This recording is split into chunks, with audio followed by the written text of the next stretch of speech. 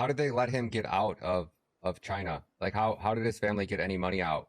Why didn't they just take his whole family down? I'm confused on how they kidnapped him, beat him, and put him in jail, tortured him, and they wouldn't give out, and he wouldn't give them any information. So then they just let him go and let him go about his business again.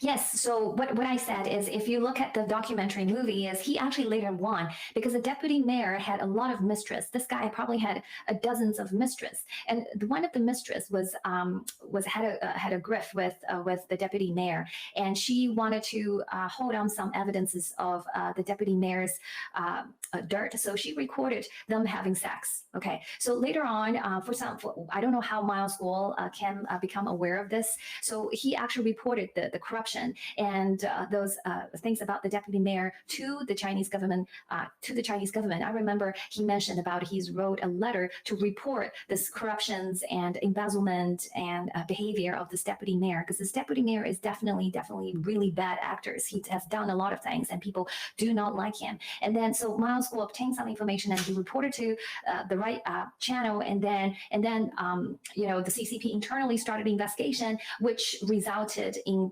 imprisonment of this deputy mayor. That's how he actually regained his property back in China. But that's a long time ago. But the money that he enjoyed in the West, as I said, is from the diversification of his investment in 1990s. And managed by all the other family members. That has nothing to do with anything, because the hotel has already gone. The hotel has been completely confiscated by the Chinese Communist Party. Now they belong to another kleptocrats, Jiang Zemin and Wang Qishan. Two of them actually co-own it. In one of the law cases, Miles Guo filed against Alibaba and one of the front organizations that controlled by Jiang and Wang, which are the leaders of the Chinese Communist Party.